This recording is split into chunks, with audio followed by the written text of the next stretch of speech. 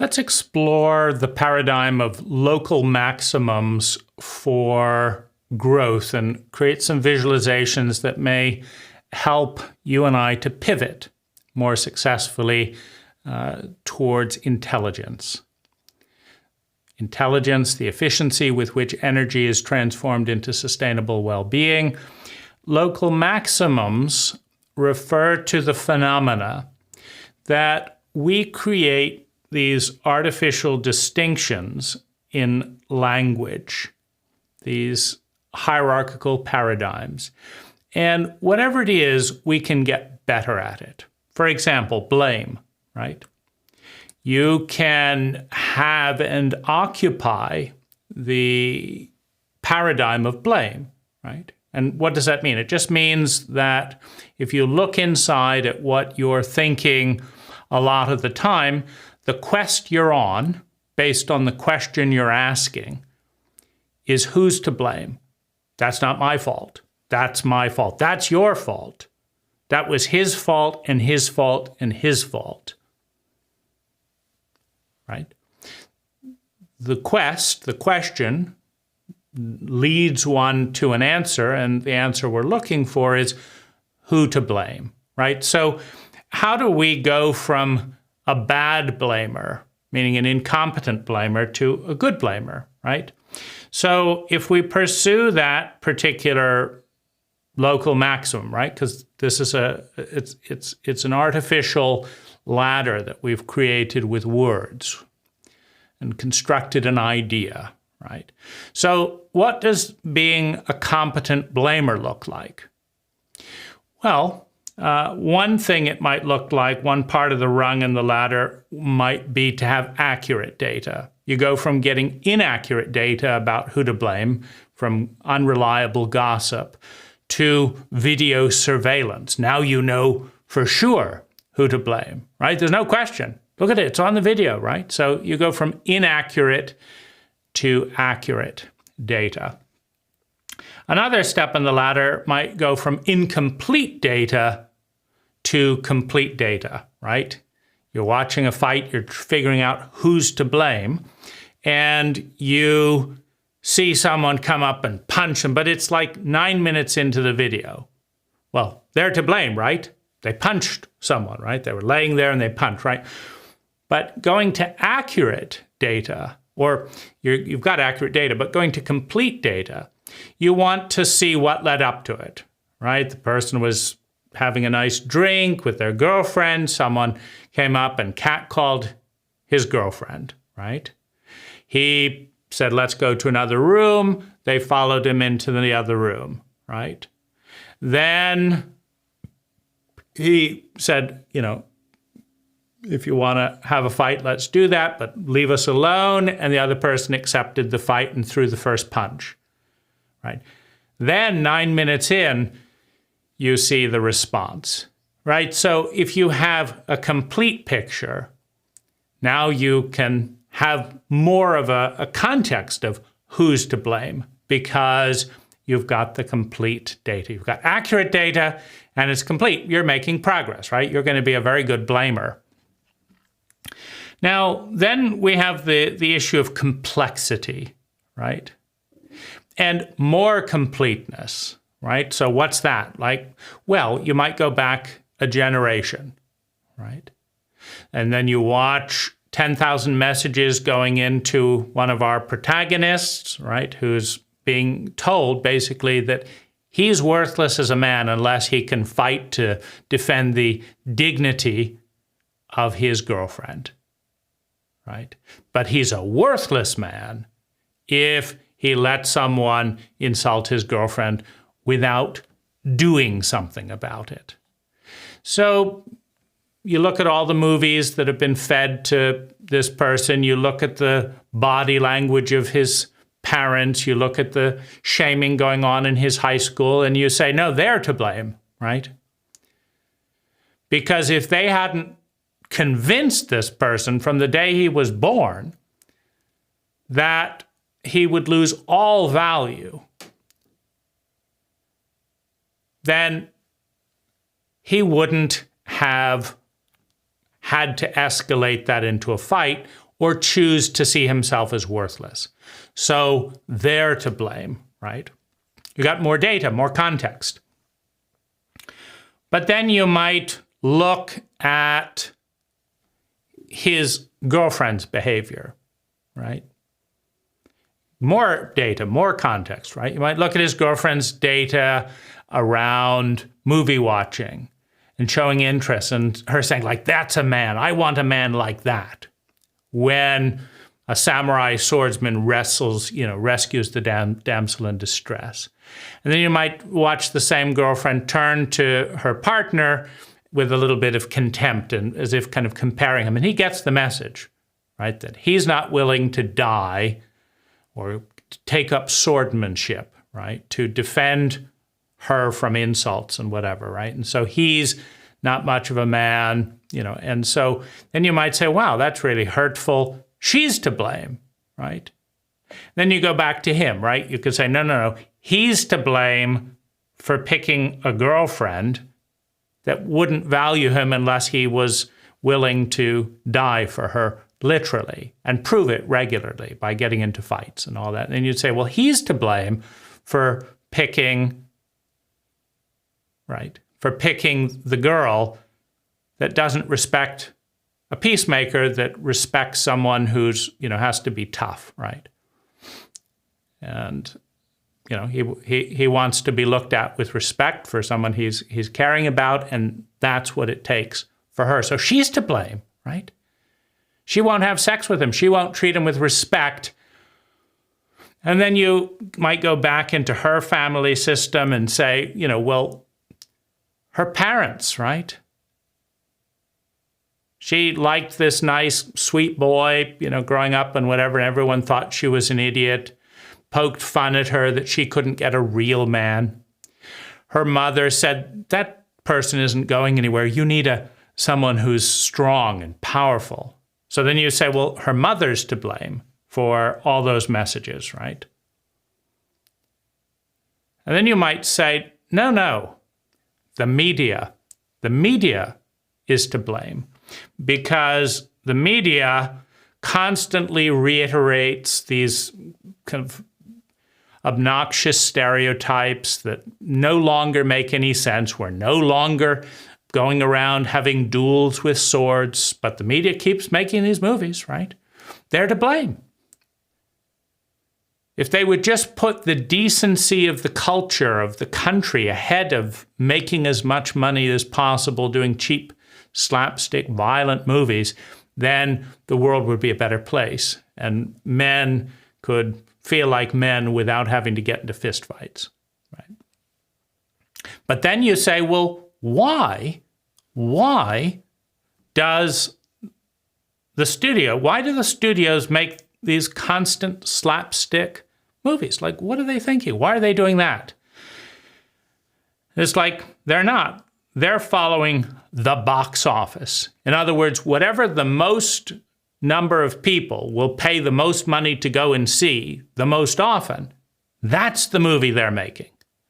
And so you say the public is to blame for not going to see good movies that are good for the culture, and instead going to these blood and guts movies over and over again so that the studios have no choice but to make crappy blood and guts movies. So the public is to blame. You want a better culture? Stop going to these movies and fund educational documentaries that are good for you, right? So the public is too stupid to think about that, right? Well, where did they get that? Well, now you've got the education system to blame. The education system didn't teach you how to invest with your money, so the education system is to blame, right? Right? Now, then you could say, no, I'm to blame, right? This is a step forward, right? I'm to blame because I'm not doing anything about it. I'm just blaming. And blaming it doesn't generally transform the world. It's easy to blame. Why don't you go in and make a better movie? Well, I'm to blame. I'm too lazy, right? So I'm to blame, right? So that we're making progress, right? Now we're getting to a point where we could actually do something about it. And then you could go back to know he's to blame, right? The person at 9 minutes in who's punching back, he's to blame because he didn't have to punch back. He didn't have to listen to his girlfriend. He could have ignored his family programming and all of his media. He's to blame. So we're getting pretty good at, by the time you can have a several-hour conversation about who's to blame and analyze and synthesize all the data and look at all the different people that are to blame for anything happening, right? You're now an excellent blamer, right? No, let's actually go a few steps up. So now that you've thought about all these things, you've got to articulate them, right? So you've got to develop articulation talent to effectively blame, right? But it's still not going to have it's not going to be a winning argument because people are impatient. They don't evaluate arguments. What they want is wit and sarcasm. So you can develop wit and sarcasm to cut the other person down and show who's to blame, right? So you're probably up at the top. Now, okay, you've got television. You want to be regularly called on television to blame other people, right? It's a very popular pastime, so people will watch other people blaming other people wittily and competently and winning, right? That's the dream of most people in the paradigm of blame. And so they need role models, right? So they turn on and watch the TV, oh, that's doing a good job of blaming that person and making them feel small. Wonderful, right? So there you are. For decades, the wittiest, most cutting, sarcastic person that multiple TV networks, that multiple bloggers all want on to hear how dumb you make the other person sound, how obvious, and how everyone is to blame, of course, except themselves, right? Because that's not very fun, right? Because when we're looking for someone to blame as a role model, the most competent blamer in the public's eyes is the person who gets to blame all the other people, looks smarter than everyone, and takes has no blame themselves, right? Nobody actually looks at them because that's kind of ruins the point to, that everyone could actually be doing something about whatever it is, right? You care so much about violence. Are you volunteering to teach alternatives in school? Are you writing a book about it? Are you helping people deprogram the demasculating messages about violence? Are you making any good movies that are really interesting that don't have violence in them? No, you're not, are you, right? So, right, not really part of the solution, so back to I'm to blame. But that's not going to be a role model, right? So the role model is going to be the one that makes the other person without taking any responsibility for anything, right? So then we could just blame everyone else for our problems, right? But so we've climbed this maximum. We're on this continuum, and now we've got perfect, competent, witty, memorable blame, right? Oh, what a good blamer. Just wonderful, right? So now you're up at the top, right? So you've climbed the local maximum of blame, right? And, oh, we need someone to cut that person down. Let's call so-and-so. They always do such a good job. And everyone watches, avid detail. Oh, wait till he says this one. Oh, just look at that. Blew the other person's argument out of the water. Left them all flustered and upset. Wonderful, wonderful, right? So, when you have people trying, this is the blame local maximum, right? Now, it's no more or less intelligent than baseball. Look at him, he hit the ball out of the park, but why are you doing that? Well, everything has a local maximum, right? Baseball has another local maximum, right?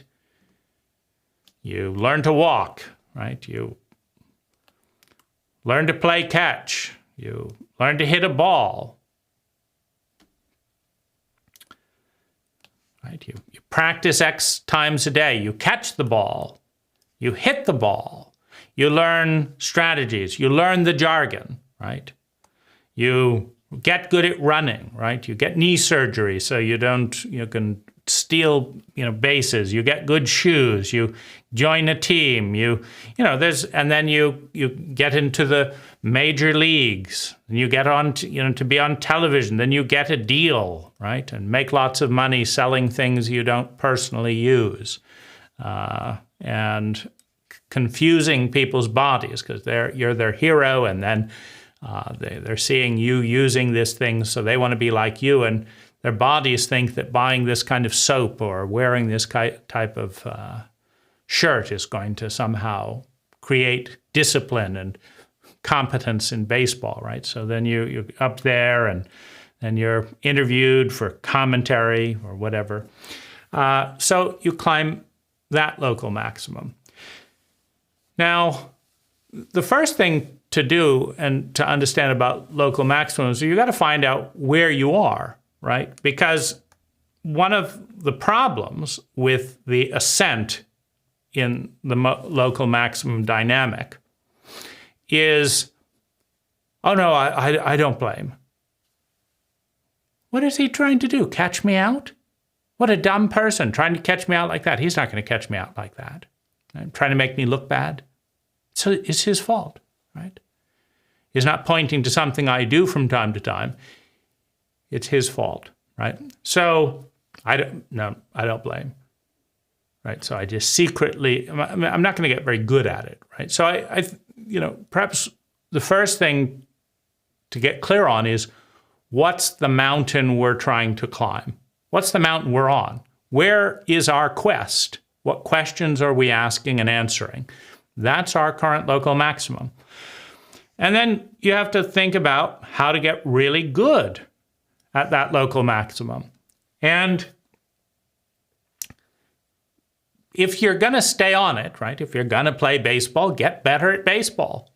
If you're going to play blame, get better at blame, right? Don't just lounge around and be a mediocre blaming. Get some data. Get some clips, and then try not to just win the blame game by some cheap little argument like some platitude you heard on the radio. Study the data, right? Look at data that other people haven't seen, right? Synthesize it. And don't do it in an obvious way where I'm going to cut out the sentence where the person says the exact opposite of what they're saying in the next sentence as part of context. Saying, I could say this, but instead I'm saying this, and then just edit that so that it looks like he's saying the thing he's not actually saying. Don't win on those grounds. Blame with a little bit of intelligence, right? Get good at it.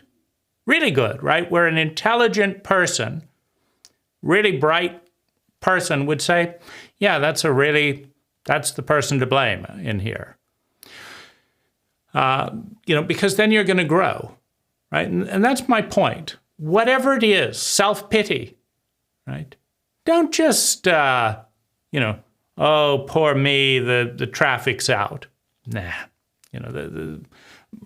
my girlfriend didn't text me back, poor me. No, don't. This is nothing, right? If you're going to join the local pity maximum like that, that's your thing. Poor me, who's wronged me today, right? Who's wronged me today? You're immediately in self-pity. So let's get good, right? The government fucked you over, right? The bill of 1857, right? It could have done this and this, right? Now we're being asked to pay slavery reparations because back in 1857, they were so dumb they wouldn't recognize human rights. Why should I have to do anything about it? I mean, let's get real, right? 1859, right? They could have invested in this bill, but so-and-so's uncle built the dam and got a discounted rate, so that's why the dam is failing and isn't producing as much electricity. That's why the economy is worse. So-and-so is cheating all these other people. It's all their fault, right? Self-pity. Here I am, a good person. The other person cut me off on the highway. Oh, terrible, right? Women can't be trusted. Forget it, right? They can't be trusted. Look at them. She did this and this and this. That other person did that. Oh, poor me. I'm a man, right? Right? I'm in this country, I'm in that, nobody gets it. Misunderstood, right? I mean, let's go through the list, right? Let's get a wide range of stories and get it clean, clean it up, chronologically organized. Get your facts straight. Create a pattern. Now, don't just say, poor me, the whole world is out to get me. I didn't do anything wrong. Poor me.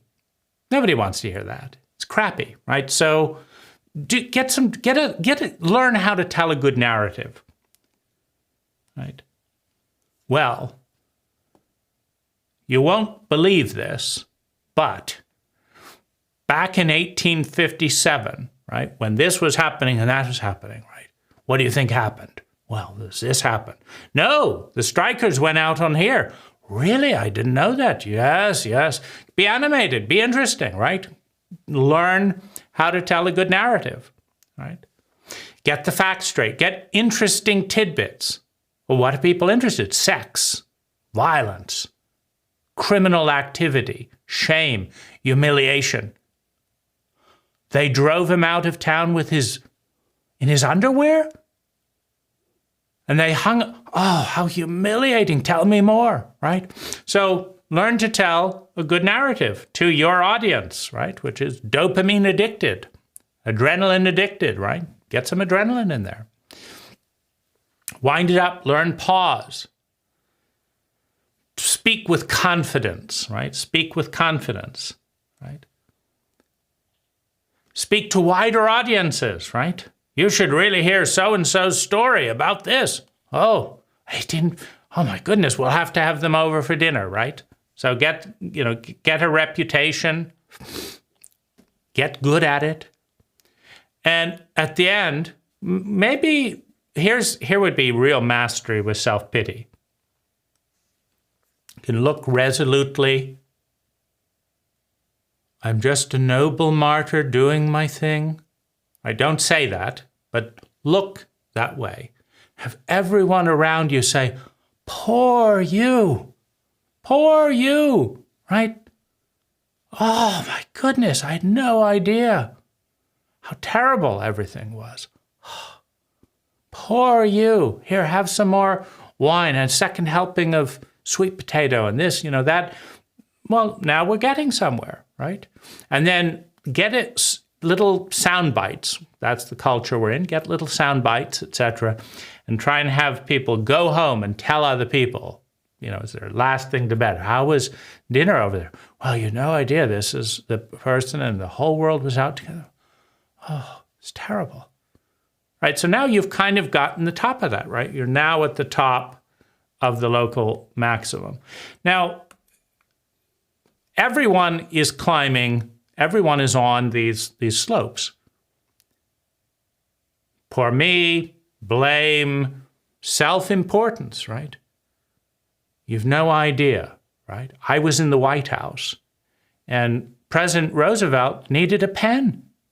The whole bill wouldn't have been signed, but I carry a pen. You should hear about this, right? The self-importance, right? The whole country would have fallen apart if I hadn't been organized with my pens. But do a good job, right? Don't just say, oh, what a boring, if someone says, oh, that's a boring story, it's not like, you've got room to improve. And that's the key thing. And that's really the point of this topic. Everyone is on local, is achieving these local goals. Most of us are doing a crappy job, right? We want a hamburger, but why not? Okay, you're going to get fat and do that, but why not get a really great hamburger, with delicious cheese and this and that. Don't just, or you're trying to pursue as much money as possible, right? Or whatever. But then figure out, time prioritization, because the thing is, whatever skill you're trying to achieve, whatever slope you're on and I'm on, however crappy they may be, who's to blame? What's wrong's going to happen? Who's going to wrong me today? Oh, it's going to be someone, right? But do a good job of it, Note it all carefully down. You can have a list, right? This is all the people that wronged me today.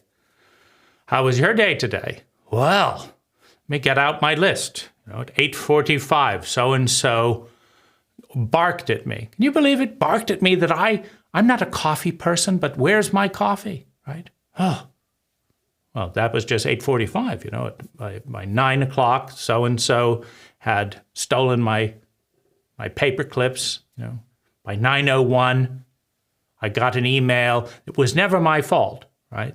The boss told me this, they never should have done that, and now the customer is complaining. Now I'm going to get to blame, right? Because by 9:05, someone can't pay their loan back. Oh, right? Irresponsible people, right? So you kind of go through the list. Well, that's progress, right? You've got it all documented down. See, the thing is, no matter what hill you're climbing, blame, punishment, self-pity, righteousness, ranting, right? You could call this a rant. You can get better at it. You can grow. You can become more. You can become excellent. And the thing is, if you're going to climb something, do it excellently, right? Because up at the top, you can jump to something else, like Larry David, an excellent, aggravating, irritated person, right? He's got to the top of the local maximum, right? There's nobody today who does righteous, irritable, socially incorrect, politically incorrect stuff and feels so wronged as Larry David, right? So, millions and millions of people are grouchy and aggravating and blaming and criticizing the same things. They're just not doing it with excellence. They didn't take notes. They didn't bring it to a perfect complaint. Perfect grouchiness, the perfect setup for the most amount of irritating the most amount of people with the least amount of energy. They didn't make it excellent. See, once you get excellent at something, once you've got Larry David and you've got seasons upon seasons of your hit show being grouchy, now you can jump to something that's more interesting, right?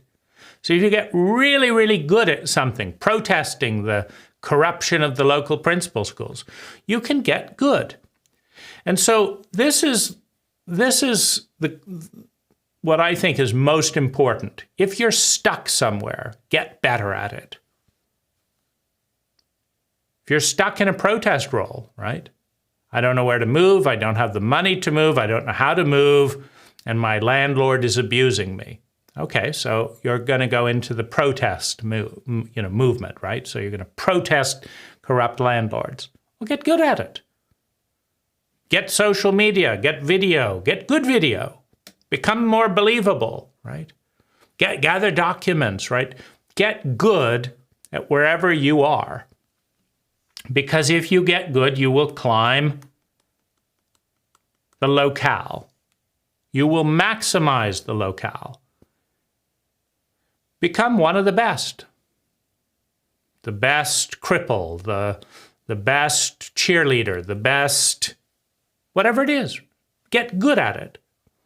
Because within whatever you are, to get good at it, you have to grow. And that's the key. That's life. You have to grow to become a great blamer, a really great one. Where people say, I haven't seen anyone blame that well in years, and so articulately. Look at the way they're dressed. Oh, what a beautiful outfit to blame in, right? Rise to the top of wherever it is you're on, right? If you're delusional, don't just settle with, they're out to get me. What's the reason, right? Gather some evidence, right? Point it out to other people. No, you don't understand. Look at this. Look at that. You see that car there? It's following me. No. Look, detail. Look, see? Same license plate, day after day after day. I mean, find some evidence, that makes your delusions or your paranoia more credible, right? Stand out, right? With excellence, with competence. Because here's the thing, and this is why I'm taking this tack rather than the tack of blame is bad, criticism is bad, self-pity is bad, self-importance is bad, paranoia is bad, delusions are bad, eating endless hamburgers is bad. That's pretty easy, right? And then you go on doing a mediocre job of it. I go on doing a mediocre job of it, and nothing particularly happens.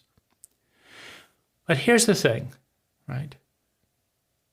Larry David may have started out as an irritable, complaining person who enjoyed self-importance and self-pity. He might have started out that way, just like any number of other people. But he got good at it. He went to the comedy club, right? He wrote down jokes. He learned about effect. He made an effort. He got out of bed, right? He learned to talk. He learned to hold a microphone. He learned to adjust his body. He learned to adjust his tone.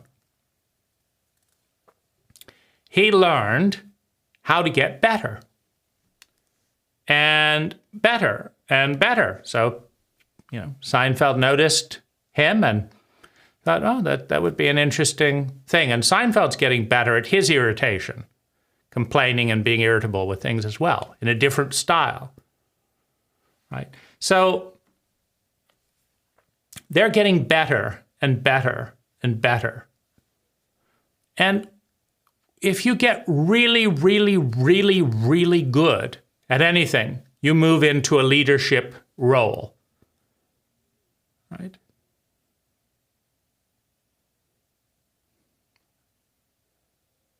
Talking about hellfire and brimstone, right? You can get better at it and get the lighting right and get the sound right, and the music right, and the gestures right.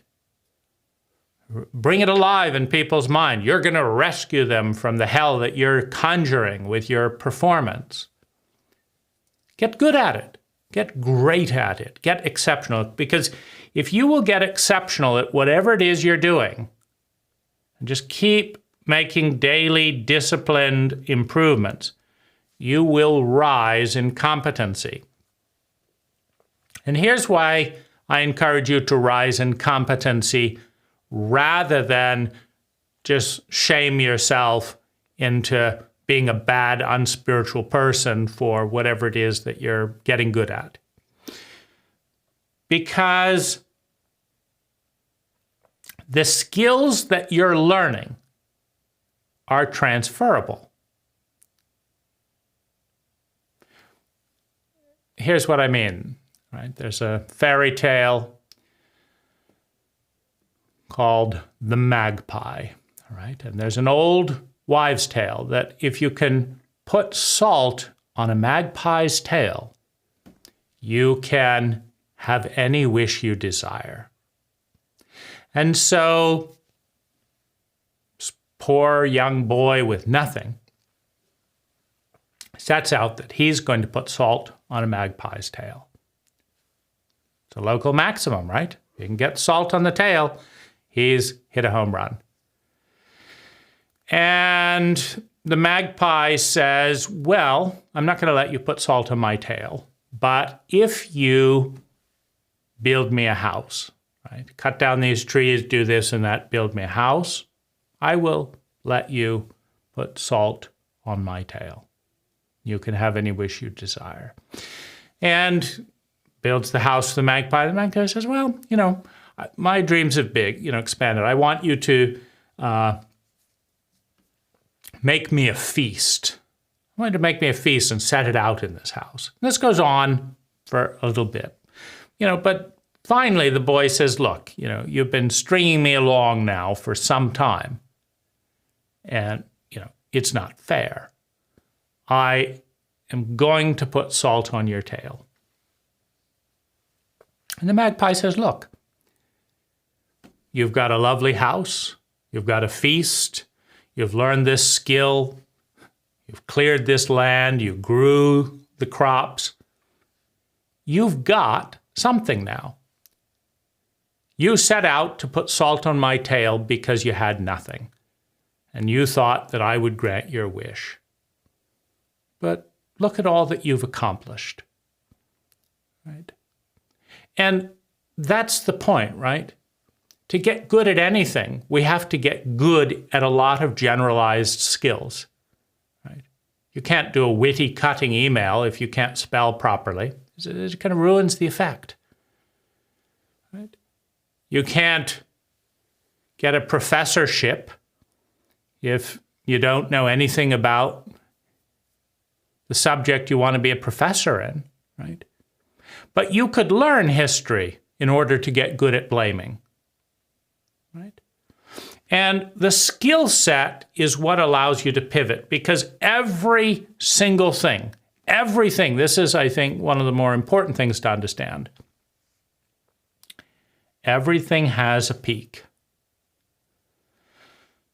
And you either stay up there or you descend the mountain in order to climb another peak and another peak, right?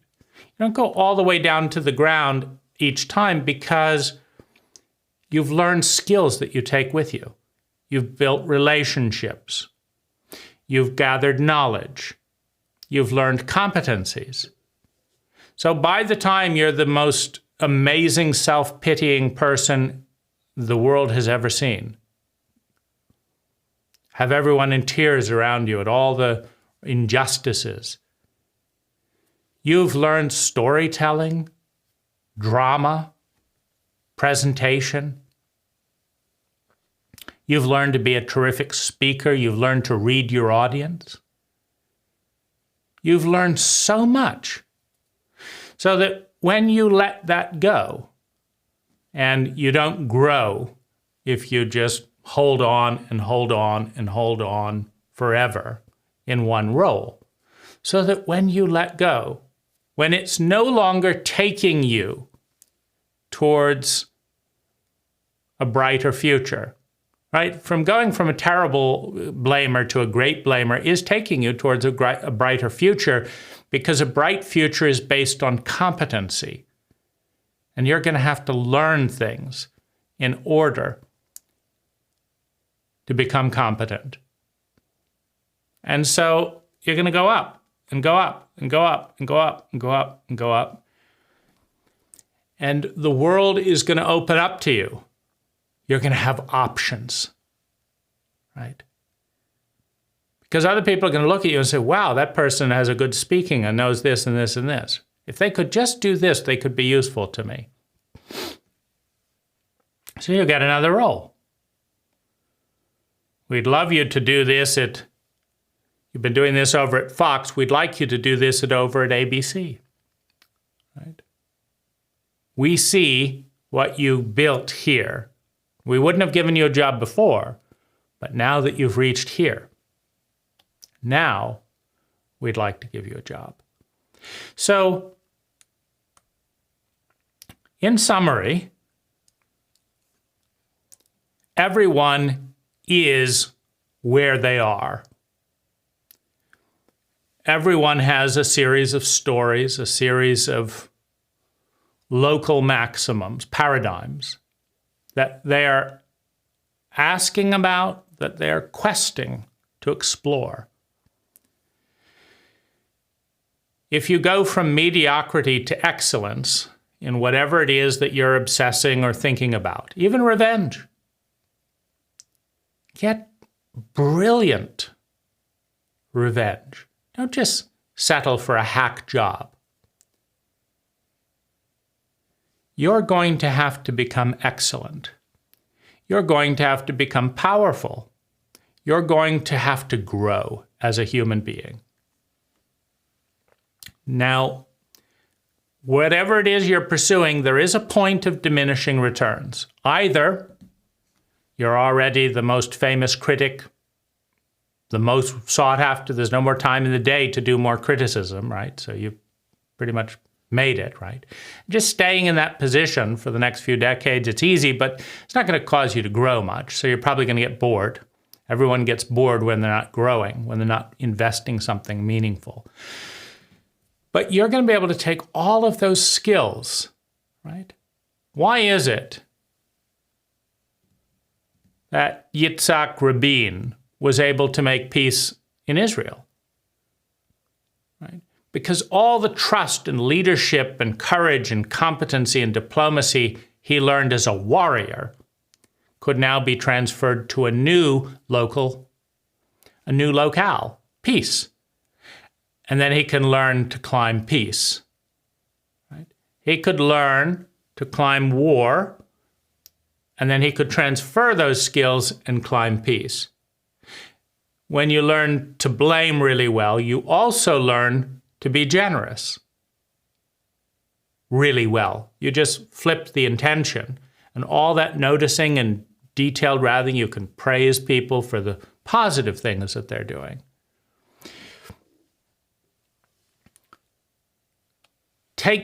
Focus on the skills that you're learning as you climb whatever it is. It may be a complete dead-end job, but you could learn to be a master in multiple skills while getting good at your dead-end job, and then take those skills to another job. Every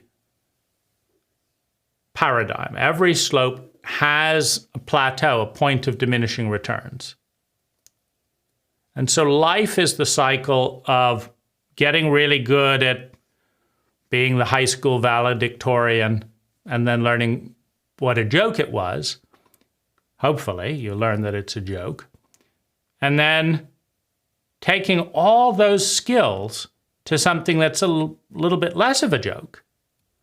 And then when you realize, that's not the be-all and end-all, you take those skills, you climb a higher mountain, you set a worthier goal. But the key metric is not the mountain you're on. It's whether or not you're growing as a human being, becoming more as you're on it. Right? If I'm just spiritual and wonderful and wish the best for people, and that's the best I can do. Well, any particular person? No, I haven't thought about it. How are you helping them? Were you doing anything different today than yesterday? No, I just wish the best for people. That's your only talent, right? To just reel that out again and again and again. Yeah. You're better off developing craftsmanship and real artistry to pursue revenge. You'll grow more as a human being. And eventually,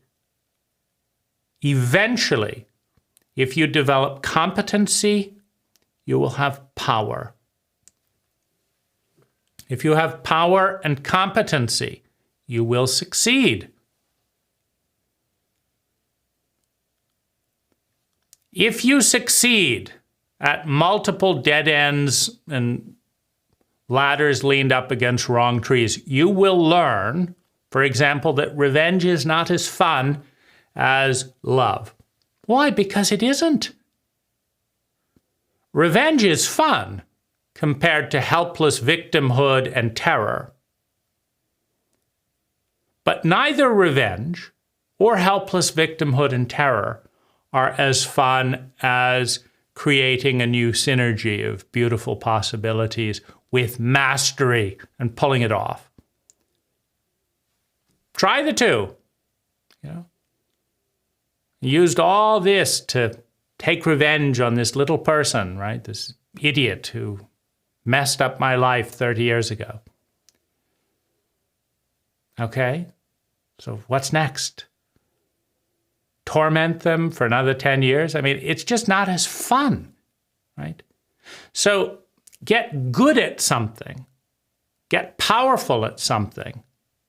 Grow as a human being. That's what to track. And eventually, you will end up with the obvious. It is more fun to succeed than it is to fail. It's more fun to love than it is to hate if you know what you're doing. It's not fun to be betrayed. That's not love, right? It's not fun to irritate someone and be rejected. That's not love, right? But it's more fun to love competently than to hate.